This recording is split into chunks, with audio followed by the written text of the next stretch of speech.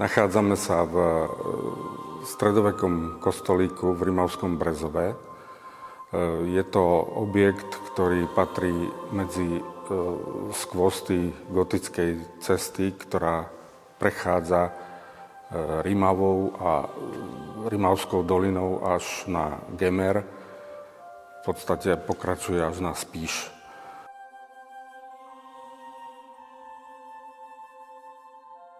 A práve tu vzniká taká zaujímavá vec, ktorá vlastne je unikátna v tom, že sa nachádza len v tejto oblasti, že boli prizvaní vlastne umelci, ktorí mali dotvoriť tieto objekty a na pozvanie vlastne panovníka to boli práve umelci z Talianska.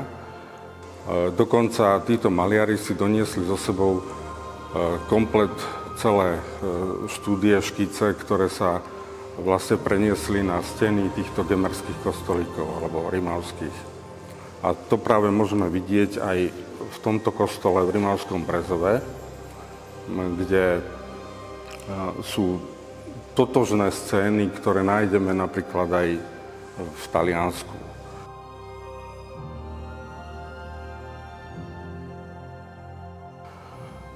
Samotný objav týchto nástenných malieb sa datuje už do 19.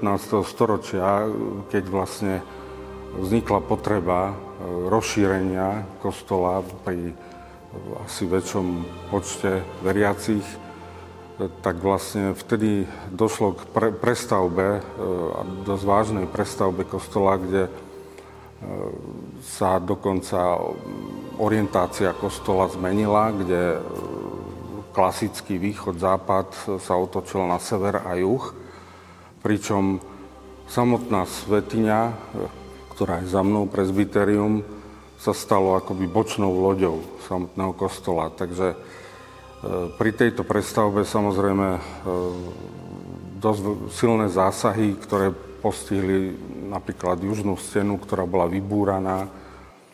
No a samozrejme pri týchto deštrukciách sa odkryli tieto nástenné malby, ktoré potom stopli samotný proces a vznikla taká potreba nejakej ochrany alebo záchrany týchto malieb, ktoré sa objavili v tej dobe. Čo sa týka nástenných malieb, tak v podstate najväčší objem nástenných malieb sa zachoval vo svätyni.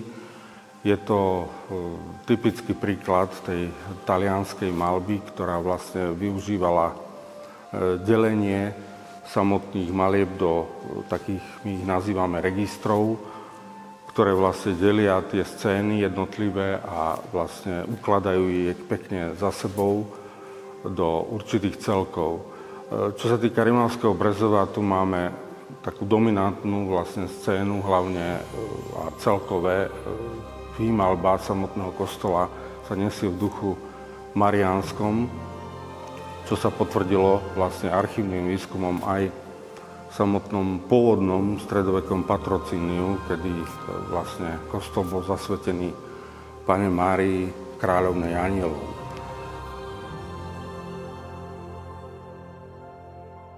Aj pri výbere tých maliarov mali slovo aj tí domáci, lebo sa nám podaril tu taký unikát, že vlastne pri čistení premalieb alebo tých sekundárnych vrstiev sa nám odkryla taká nezvyčajná, taká akoby štúdijná malbička, kresba, ktorá nesúvisí s danými výjavmi. A potom sa nám to potvrdilo, že vlastne to bola len akoby taká škica, ktorá sa nahodila na stenu a vlastne ukazovala možno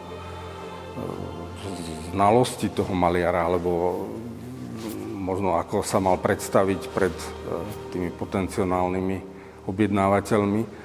Takže to je taká raritka.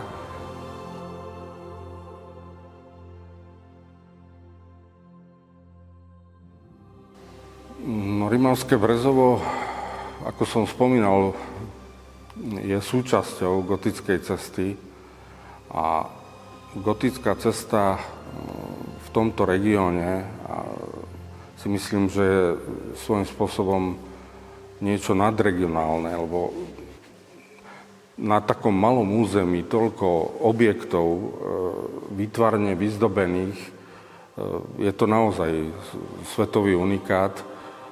Pre návštevníka veľmi zaujímavé, lebo dá sa tam vlastne skúmať samotné tie príbehy vlastne tých výjavov, malieb, ktoré tí maliari, keď si predstavíme, že si ich doniesli až zo slnečného Talianska, tak je to niečo úžasné, ako v tom spôsobe chápania dnešného človeka.